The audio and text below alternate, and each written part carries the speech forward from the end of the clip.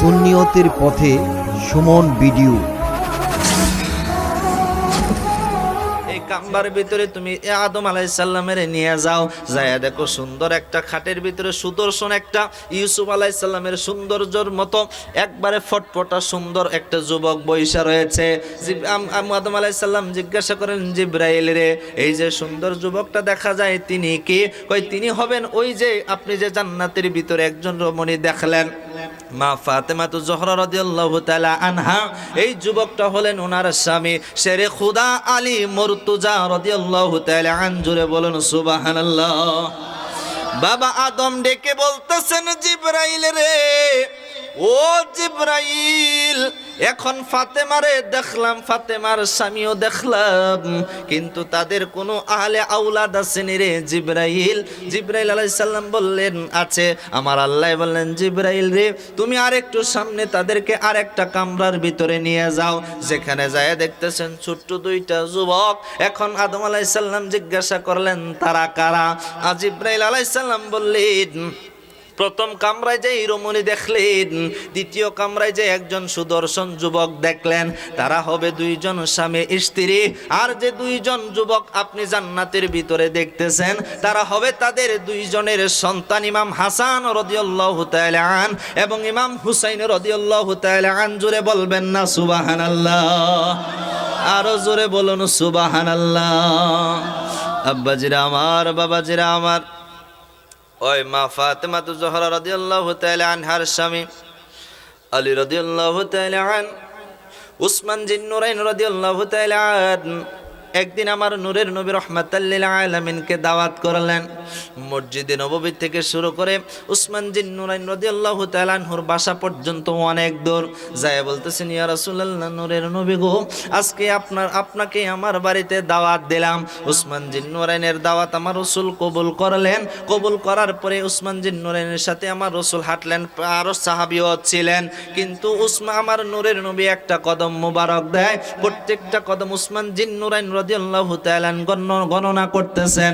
গণনা করতে করতে হঠাৎ করে আমার নূরের নবী জিগায়, উসমান, তুমি কি গণনা করো রে উসমান? কই, ইয়া রাসূলুল্লাহ, আমি নিয়ত করলাম আপনার মসজিদে নববী থেকে আমার বাসা পর্যন্ত যাইতে যতটা কদম মোবারক আপনার মাটিতে পড়ে, আমি নিয়ত করেছি ততটা গোলাম আজাদ আমি করে দেব। আরো জোরে বলুন সুবহানাল্লাহ। গোলাম আজাদ করে দিবে আমার নূরের নবী। চিন্তা কর, সমস্ত সাহাবীদেরকে নিয়ে গেলেন। উসমান জিন্নুরাইন রাদিয়াল্লাহু তাআলা আনহুর বাড়িতে চমৎকার খানা খাওয়াইলেন। খাওয়ানোর পরে এখন আলী রাদিয়াল্লাহু তাআলা আনহু সেখানে ছিলেন। তিনি মনে মনে চিন্তা করতেছেন, আল্লাহ যদি আমার এমন তৌফিক দিত, তাইলে আমিও তো উসমানের মতো আমার নূরের নবীকে দাওয়াত দিতাম, আমার রাসূলের দাওয়াত দিয়া আমার যদি গোলাম আজাদের তৌফিক থাকতো, তাইলে আমি গোলাম আজাদ করতাম। কিন্তু আমার তো তেমন তৌফিক আমার আল্লাহ দেয় না। দৌড় দিয়া মা ফাতেমাতু জোহরা রাদিয়াল্লাহু তাআলা আনহার কাছে গেলেন। যায় বলতেছেন, ও হাসান হুসাইনের আম্মা, একটা সুসংবাদ শুনতে চাও? কয়, কি সুসংবাদ? কয়, উসমানের কপালটা কত ভালো। কয়, কেমনে? কয়, আজকে নূরের নবীর কদম মোবারক উসমান জিন্নুরাইন রাদিয়াল্লাহু তাআলা আনহুর বাড়িতে পড়েছে। পড়ার কারণে প্রত্যেকটা কদমে এক একটা করে গোলাম আজাদ করে দিলেন উসমান জিন্নুরাইন। ও ফাতেমা, যদি আজকে আমি আলীর তৌফিক থাকতো, তাইলে আমিও রাসূলের আমার বাড়িতে দাওয়াত দিতাম, আর আমি প্রত্যেকটা কদমে গোলাম আজাদ করে দিতাম। মা ফাতেমা জোহরা রাদিয়াল্লাহু তাআলা তিনি ডেকে বললেন, স্বামী গো, ও স্বামী, আপনি আর দেরি করবেন না, দৌড় দিয়া রাসূলের আগামী সপ্তাহে আমার বাড়িতে দাওয়াত দিয়ে আসেন। আর জোরে বলুন সুবহানাল্লাহ। মা ফাতেমা বললেন, স্বামী রে, আগামী সপ্তাহে রাসূলের আমার বাড়িতে দাওয়াত দেন। আলী রাদিয়াল্লাহু তাআলা তিনি তো জানেন ওনার কোনো কামাই নাই, তেমন কামাই নাই, কি দিয়ে এত সাহাবীর মেহমানদারি আমি করব? তারপরে রাহমাতাল লিল আলামিনের কদম মোবারক আমার বাড়িতে পড়বে। ও ফাতেমা, তুমি একটু চিন্তা ভাবনা করে বলো, এতগুলা সাহাবী আমি কেমনে খাওয়াবো? কি দিয়ে এতগুলা সাহাবীর আপ্যায়ন আমি আলী করব? মা ফাতেমা ডেকে বললেন, স্বামী রে, ও স্বামী, আপনি কোনো চিন্তা করবেন না, কোনো টেনশন করবেন না। আমি এমন মালিকের চাকরি করি, যেই মালিক কোনোদিন আমি ফাতেমারে খালি হাতে ফিরাবে না। জোরে বলেন সুবহানাল্লাহ। আব্বাজিরা আমার, বাবাজিরা আমার, ওই ফাতেমা জোহরা রাদিয়াল্লাহু তাআলা আনহা বললেন, স্বামীরে আগামী সপ্তাহে আমার রাসূলের দাওয়াত দিয়ে আসেন। মা ফাতেমা জোহরার কথা অনুযায়ী আলী রাদিয়াল্লাহু তাআলা আমার নূরের নবীর কদম মোবারকে গেলেন, যায় বলতেছেন, ইয়া রাসূলুল্লাহ, নূরের নবী গো, আগামী শুক্রবার জুমার নামাজের পরে আমার বাড়িতে আপনি সহকারে আপনার যত সাহাবী আছে সকলের আমার বাড়িতে দাওয়াত। সুবহানাল্লাহ।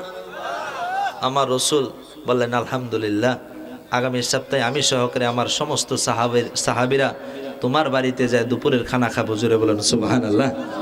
আলী রাদিয়াল্লাহু তাআলা দাওয়াত দিয়ে আসলেন, চিন্তা করলেন কোনো একটা বিপদ এনে পড়ে যায়, কারণ আমি জানি যে এতগুলা সাহাবীরা খাওয়ানোর ক্ষমতা আমার নাই। আমি বৃহস্পতিবার রাত্রে এই যে যাবো আর বাসায় আমরা যা করব ফাতেমাই করব। জোরে বলেন সুবহানাল্লাহ। এমনি করে এক সপ্তাহ চলে গেল। শুক্রবার আলী রাদিয়াল্লাহু তাআলা ফাতেমারে জিগায়, ফাতেমা রে, খাবারের খবর কি? কতটুকু আয়োজন তুমি করেছো? কয়, আপনি চিন্তা কইরেন না, সময় মতো খাবার অটোমেটিকলি রেডি হয়ে যাবে। আর জোরে বলেন সুবহানাল্লাহ। কয়, সময় মতো অটোমেটিকলি খানা রেডি হয়ে যাবে। আলী রাদিয়াল্লাহু তাআলা চিন্তা করলেন, আমি কোনো বাজার করি নাই, খানা কোথার থেকে রেডি হবে? আমি তো বাজার থেকে কিছুই এখনো পর্যন্ত কিনি নাই, কিনার মতো সামর্থ্য আমার নাই, কেমনে রেডি হবে? ফাতেমা বলতেছেন, আপনি কোনো চিন্তা কইরেন না, আমি যেই মালিকের চাকরি করি সেই মালিক আমারে কোনোদিন খালি হাতে ফিরাইবে না। মা ফাতেমা জোহরা শুক্রবার দিন যখন রাসূল কদম মোবারক পড়বে, মা ফাতেমা জোহরা রাদিয়াল্লাহু তাআলা আনহা সুন্দর করে আমার আল্লাহর কুদরতি মোবারক সেজদায় পড়ে গেলেন। সেজদায় পড়ে যায় আল্লাহর দরবারে বলতেছেন, আল্লাহ ও পরওয়ারদিগারে আলম, তোমার বন্ধু আজকে আমার ফাতেমার বাড়িতে কদম মোবারক পড়বে, তার সাথে আরো অনেক সাহাবীগণ আসবে গো আল্লাহ। ও পরওয়ারদিগারে আলম, আজকে যদি রাসূল আসার কারণে আমি ফাতেমা অপমান হয়ে যায়, তাইলে তুমি আল্লাহ তোমার হাবিবুল্লাহ অপমান হয়ে যাবে গো আল্লাহ। ও রব্বুল আলামিন, তুমি যে কোনো একটা ব্যবস্থা করে দাও। আমার আল্লাহ জিবরাইলকে বললেন, জিবরাইল রে, ও জিবরাইল, আজকে ফাতেমার বাড়িতে দুনিয়ার কোনো খাবার হবে না, আজকে ফাতেমার বাড়িতে মক্কার কোনো খাবার হবে না, আজকে ফাতেমার বাড়িতে কোনো হোটেলের খাবার হবে না, আজকে ফাতেমার বাড়িতে হবে জান্নাত থেকে আমি আল্লাহ খাবার প্রেরণ করব। এই জান্নাতি খাবার আমার রাসূল খাবে, এই জান্নাতি খাবার রাসূলের সাহাবীরা খাবে, এই জান্নাতি খাবার অন্য যারা ছিল তারা সবাই খাবে। জোরে বলুন সুবহানাল্লাহ। আব্বাজিরা আমার, বাবাজিরা আমার, আমার নূরের নবী সাল্লাল্লাহু আলাইহি সাল্লাম খানা যখন জিবরাইল আলাইহিস সালাম যখন জান্নাতি খাবার যখন ডেকে আসলেন, আসার পরে আমার নূরের নবী আলী রাদিয়াল্লাহু তাআলা বলতেছেন, স্ত্রীর খানার কি অবস্থা? আমার ফাতেমা, মা ফাতেমা রাদিয়াল্লাহু তাআলা ডেকে বলতেছেন, স্বামীরে খানা রেডি। সুবহানাল্লাহ। ডেস্কির ভিতরে দুনিয়ার কোনো খানা? কথা বলেন না কেন? কোথা থেকে? কথা বলেন। দিছে কি? বুঝতে হবে কাদের আলোচনা চলতেছে। যারা হলেন মা ফাতেমা জোহরা রাদিয়াল্লাহু তাআলা আনহা হলেন আপনার আমার মা, আপনার আমার স্ত্রী, আপনার আমার বোন, আপনার আমার খালা, যত মহিলা আছে সমস্ত মহিলাদের জান্নাতের সর্দারিনী হলেন মা ফাতেমা। আর সমস্ত যুবকদের সর্দার হবেন ইমাম হাসান এবং হুসাইন রাদিয়াল্লাহু তাআলা আনহুমা। জোরে বলেন সুবহানাল্লাহ। আব্বাজিরা আমার, বাবাজিরা আমার, খানা আলী রাদিয়াল্লাহু তাআলা আনহুকে বললেন, আপনি খানা বেড়ে দেন। সমস্ত সাহাবীদেরকে যখন খাওয়া শেষ হলো, আমার রাসূল ডেকে বললেন, সাহাবীরা রে, আজকে খানা কেমন হলো? সুবহানাল্লাহ। সাহাবীরা কয়, খোদার কসম, জীবনে কত খানা আমরা খেয়েছি গো ইয়া রাসূলুল্লাহ, জীবনে উসমান জিন্নুরাইনের বাড়িতে খাবার আমরা খেলাম, আপনার সাথে অনেক দাওয়াতে আমরা গেলাম, কিন্তু আজকে ফাতেমার বাড়ির মতো এত সুন্দর খানা ইয়া রাসূলুল্লাহ কোনোদিন আমরা জীবনে খাই নাই। আমার নূরের নবী বলতেছেন, সাহাবীরা রে তোমরা জানো নি খাবার টিকা কোথা থেকে আসছে? সাহাবীরা কয়, ইয়া রাসূলুল্লাহ আমরা তো জানি না, আপনি রাসূলই ভালো জানেন। ওগো মায়ের নবী রাহমাতাল লিল আলামিন কোথা থেকে আসছে আপনি একটু বলে দেন। আমার নূরের নবী বললেন, সাহাবীরা তাইলে শুনে নাও, আমার ফাতেমার ঘরে রান্দার কিছু নাই, আলীরও তেমন ইনকাম নাই, কিন্তু আমার ফাতেমা যখন সেজদা মুবারকে পড়ে গেলেন, আমার আল্লাহর কুদরতি দরিয়ায় বিশাল বড় ঢেউ উঠে গেল। আমার আল্লাহ বললেন, জিবরাইল রে ফাতেমার ঘরে জান্নাতে খাবার পাঠায়া দাও। ও সাহাবীরা তোমরা আজকে যে খানা খেয়েছো এটা দুনিয়ার কোনো খানা নয়, এটা হলো জান্নাতি খানা। জোরে বলুন না সুবহানাল্লাহ। আরো জোরে ডাক দেন ইয়া রাসূলুল্লাহ। নূরের নবীজি আমার প্রাণের নবীজি, নূরের নবী সবাই জি, আমি আদম নবীর প্রেমে পাগল, জি বলো না আমি আদম নবীর প্রেমে পাগল। গজলটা আমি গুনাহ লিখেছিলাম আজ থেকে 5-6 মাস আগে। আব্বাজিরা আমার, বাবাজিরা আমার সাথে সাথে আপনারা বলুন, নূরের নবীজি আমার প্রাণের নবীজি, নূরের নবী জি, আমি আদম নবীর প্রেমে পাগল, জি বলো না আমি আদম নবীর প্রেমে পাগল, জি বলো না আমি আদম নবীর প্রেমে। জি আজানে কামতে আছে নূরের নবীর নাম, নামাজের ভিতরে দিতে হয় যে সালাম, বলো নামাজের ভিতরে দিতে হয় যে সালাম, সালাম না দিলে নামাজ বিফলে, সালাম না দি নামাজ বিফলে, কবে জানি দেখবো আমার মায়ার নবীজি, কবে জানি দেখবো আমার মায়ার জি বলো না নূরের নবীজি আমার প্রাণের নবীজি, নূরের জি, আমি আদম নবীর প্রেমে পাগল, জি বলো না আমি আদম নবীর প্রেমে। আমার মনে কত আশা যাব মদিনায়, বকতি ভরে সালামে দিব নবীর রওয়া যায়, বলো বকতি ভরে সালামে দিব নবীর রওয়া যায়, গেলে মদিনায় চুমিব রওজায়, গেলে যায় সাফায়াত করিবেন আমার দয়ার নবীজি, সাফায়াত করিবেন আমার দয়ার জি বলো না নূরের নবীজি আমার প্রাণের নবীজি, নূরের নবী জি, আমি আদম নবীর প্রেমে জি বলো না আমি আদম নবীর প্রেমে। হাতরা নারায় নারায় বলুন, নূরের নবীজি আমার প্রাণের নবীজি, নূরের নবী সবাই জি, আমি আদম নবীর প্রেমে পাগল, জি বলো না আমি আদম নবীর প্রেমে। আমার নবীর শান শৌকত কুরআনে আছে, নবীর জন্য সাহাবীরা জীবন দিয়েছে, বলো নবীর জন্য সাহাবীরা জীবন দিয়েছে, কত সাহাবী হলো জান্নাতি, কত হলো জান্নাতি, জীবনে দিয়ে নবীজিকে করেছে রাজি, জীবন দিয়ে নবীজিকে করে জি বলো না নূরের নবীজি আমার প্রাণের নবীজি নূরের নবী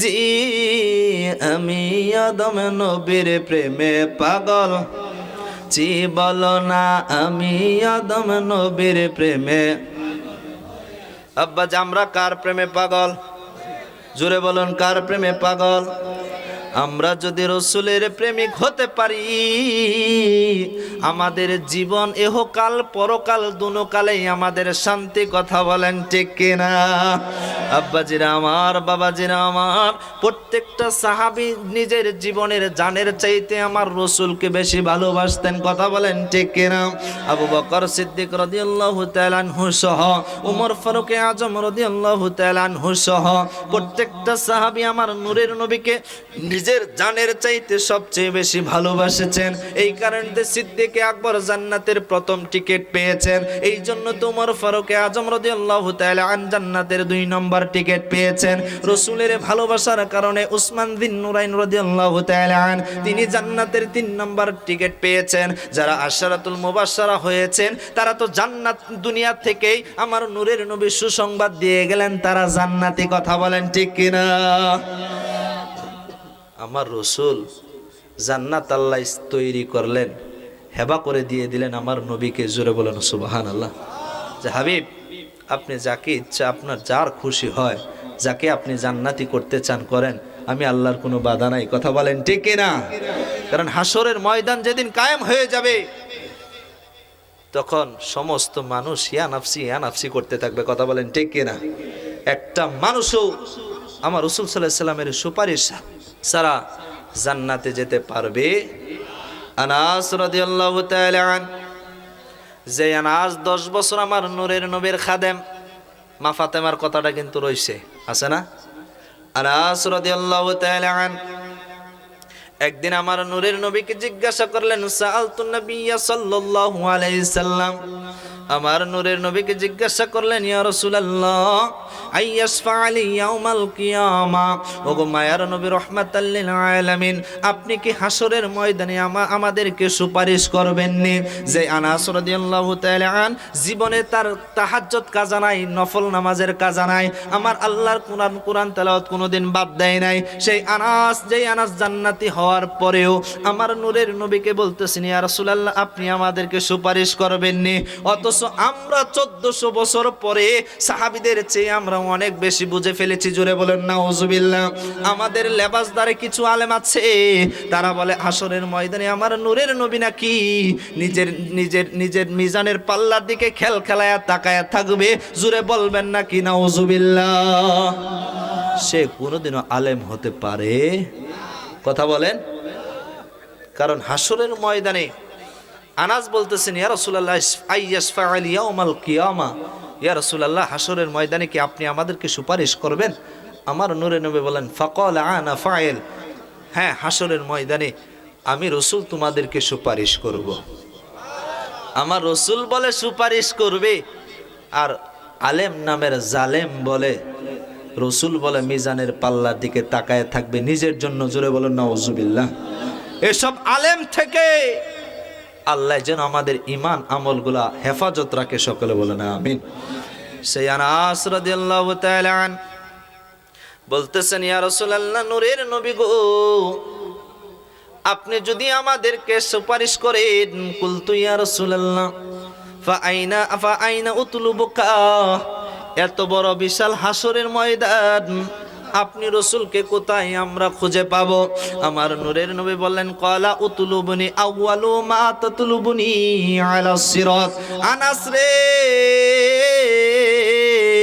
ওরে আনাস তুমি সর্বপ্রথম আমি নূরের নবীকে কোন জায়গায় তালাশ করবা জানো নে কোন জায়গাটা হলো জায়গাটার নাম হলো আলা সিরাত ফুল সিরাতের পারে যায় দেখবা আমি রাসূল দাঁড়ায়া রইছি আর জোরে বলেন সুবহানাল্লাহ আনাস ডেকে বলতেছেন, ইয়া রাসূলুল্লাহ, নূরের নবী গো, আপনি যেহেতু আউয়াল বলেছেন, এটা হলো প্রথম জায়গা, আরো মনে হয় কিছু জায়গা আছে গো ইয়া রাসূলুল্লাহ।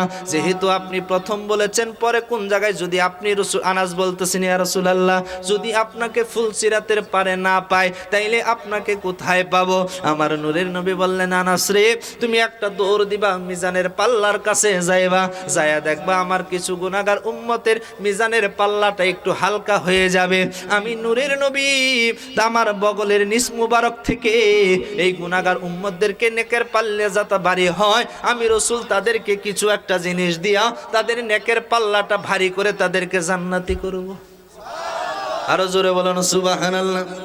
এখন একটা কিতাবে আসছে, আমার নূরের নবী, এক ব্যক্তির জাহান্নাম তার নেকের পাল্লাটা হালকা হয়ে যাবে, বদির পাল্লাটা অনেক ভারী হয়ে যাবে। ফেরেশতারা বলবেন, আল্লাহ, তার তো নেকের পাল্লা হালকা হয়ে গেল, এখন কি করব? ভাই, তাইলে তারে তুমি জাহান্নামের দিকে পাঠাও। আমার নূরের নবী রাহমাতাল লিল আলামিন তাকে একটা ডাক দিবেন, পাগলারে তুই আয়, আবার মিজানের পাল্লা মাপ দেওয়া হবে। আরো জোরে বলুন সুবহানাল্লাহ। আমার রাসূল যখন বলবেন আবার মিজানের পাল্লা মাপ দেওয়া হবে, আমার আল্লাহ তো কিছুই বলবে না। ফেরেশতারা বলবে, আল্লাহ, আবার নাকি মিজানের পাল্লা মাপ দেওয়া হবে? আমার আল্লাহ বলবেন, আমার বন্ধু কি বলছে? কয়, আপনার বন্ধু বলেছে আবার মাপ দেওয়া হবে, তাইলে তো কোনো কথা নাই, আবার মাফ। আরো জোরে বলুন সুবহানাল্লাহ। জান্নাত মিজানের পাল্লাটা আবার যখন মাপ দেওয়া হবে, মাপ দেওয়ার পরে আমার নূরের নবী আঙ্গুলের টুকরার মতো একটা যখন নেকির পাল্লায় দিয়ে দেবে, নেকির পাল্লাটা ভারী হয়ে যাবে। সুবহানাল্লাহ।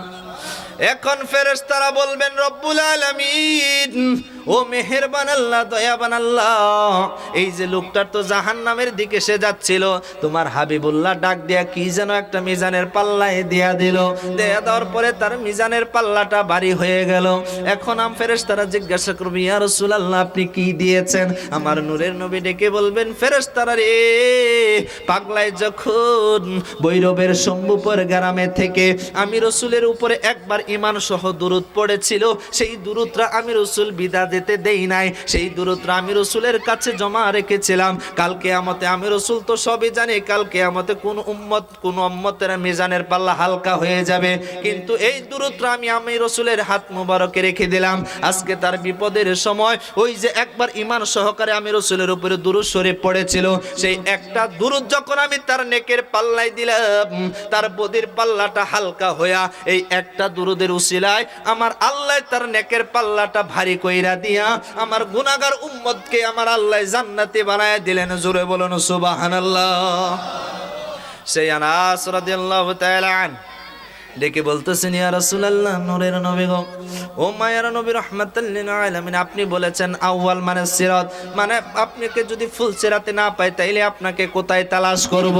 আমার নূরের নবী বললেন, ক্বালা ফাতলুবুনি ইনদাল মিজান, আনাস রে, তুমি একটা দৌড় দিবা, যায়া দেখবা আমি রাসূল মিজানের পাল্লাতে দাঁড়ানো।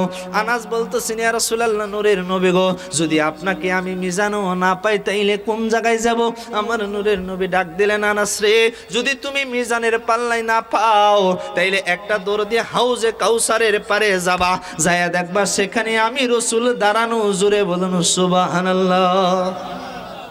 সে আনাস বলতেছেন, ইয়া রাসূলুল্লাহ, যদি মিজানে ও ফুলসিরাতে মিজানে না পায়, হাউজে কাউসারে পাবো। আমার রাসূল সাল্লাল্লাহু আলাইহি ওয়াসাল্লাম বললেন, তিনও জায়গায় আমি রাসূল থাকবো। জোরে বলুন সুবহানাল্লাহ। সে আনাস রাদিয়াল্লাহু তাআলা ছোট্ট বয়স আনাস রাদিয়াল্লাহু তাআলা 10 বছর আমার নূরের নবীর খাদেম, যাকে খাদেম রাসূল সাল্লাল্লাহু আলাইহি ওয়াসাল্লাম বলা হয়, সে আনাস রাদিয়াল্লাহু তাআলা ওনার যখন 10 বছর আগে তিনি হারিয়ে গেছিলেন, রাসূল 10 বছর খাদেম রাসূলের কাছে খেদমত করতেছেন। হঠাৎ করে আনাসের আব্বা আসলেন, চাচা আসলেন। আসার পরে আনাস রে বলতেছেন, আনাস, তুমি আজকে অনেক দিন যাবত হারিয়ে গেছো। তোমার মা কান্না করতে করতে করতে করতে তোমার মায়ের চোখে গা ফেলে দিয়েছে এবং তোমার মা এখন প্রায় অন্ধ হওয়ার দিকে। দৌড় দিয়ে আমার নূরের নবী কাছে গেলেন, যাই বলতেছেন, ইয়া রাসূলুল্লাহ, নবী গো, ও মায়ের নবী রাহমাতাল লিল আলামিন। আনাসের মা কাঁদতে কাঁদতে আনাসের জন্য অস্থির হয়ে গেছে। আমার নূরের নবী বললেন, এখন আমি কি করব?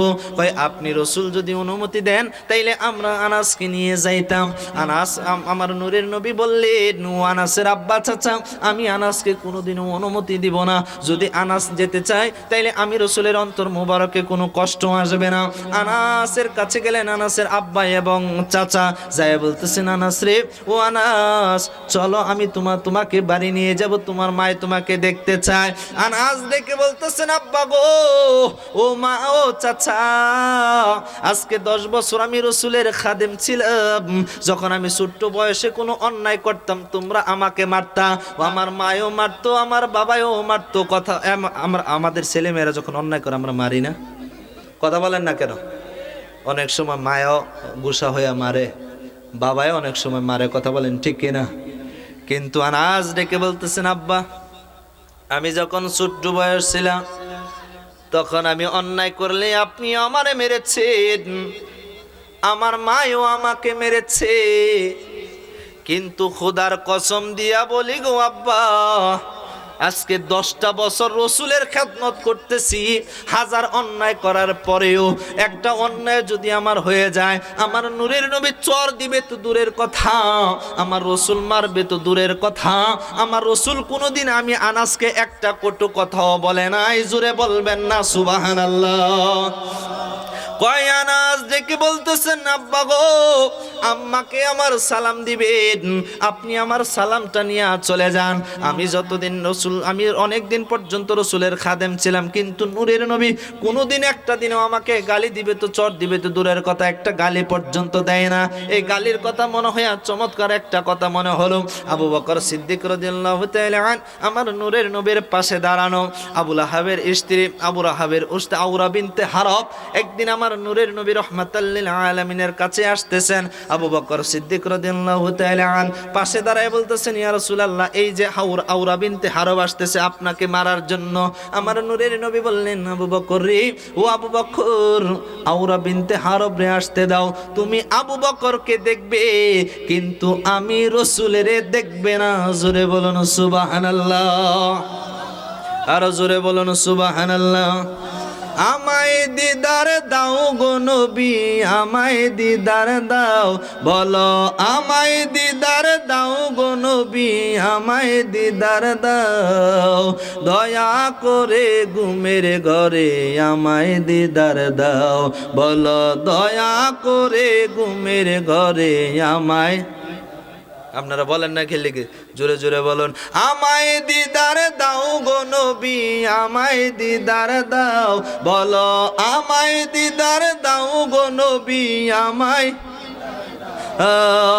দয়া করে ঘুমের ঘরে আমায় দিদার দাও, বলো দয়া করে ঘুমের ঘরে আমায়।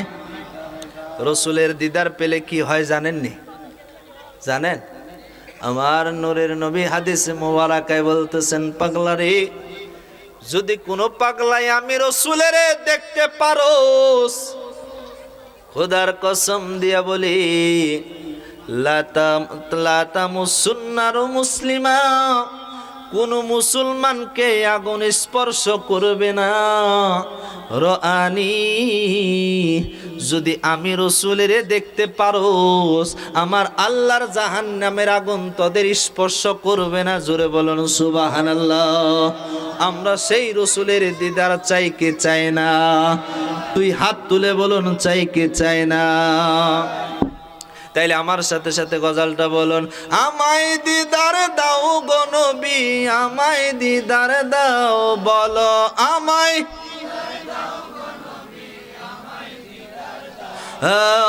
দয়া করে ঘুমের ঘরে আমায় দিদার দাও, বলো দয়া করে ঘুমের ঘরে আমায়। ও নবী, তোমার দিদার একবার পেলে জীবন আমার যাবে বদলে।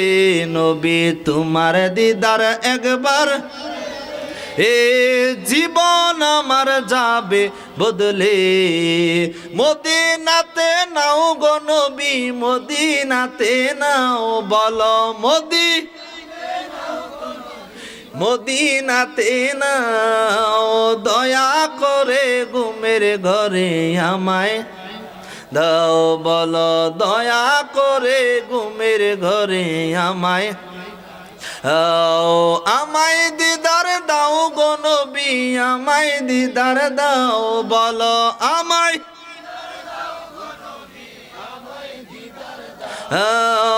দয়া করে ঘুমের ঘরে আমায় দাও বলো দয়া করে ঘুমের ঘরে আমায়, বলো নবীদের নবী যিনি আল্লাহ তাআলার হাবিব তিনি, বলো নবীদের নবী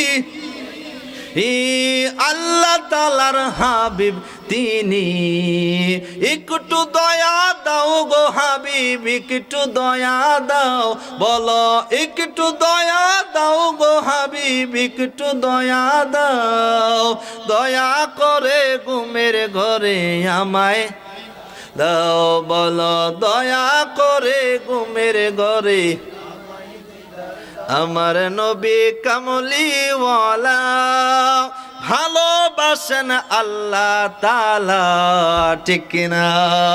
আমার নবী কামলিওয়ালা ভালোবাসেন আল্লাহ তাআলা, ভালোবেসে যাও নবীকে, ভালোবেসে যাও বাবা, ভালোবেসে যাও নবীকে, ভালোবেসে যাও, দয়া করে ঘুমের ঘরে আমায় দাও বলো দয়া করে ঘুমের ঘরে।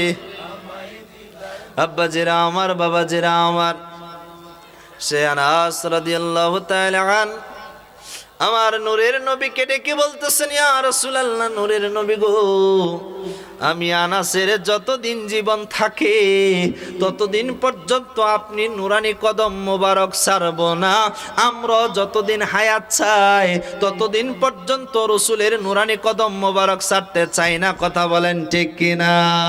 দুই হাত তুলে বলুন ঠিক কিনা? নারায়ে তাকবীর, নারায়ে রিসালাত, নারায়ে গাউসিয়া। কারণ চতুর্দিক দিয়া ফিতনা চলে আসতেছে। কথা বলেন ঠিক কিনা? চতুর্দিক দিয়া ফিতনা, কোন দিকে আমরা যাব? নারায়ে তাকবীর, নারায়ে তাকবীর, জবান খুলে নারায়ে রিসালাত। আল্লামা মুশাররফ হোসেন হেলালী সাহেবের আগমন।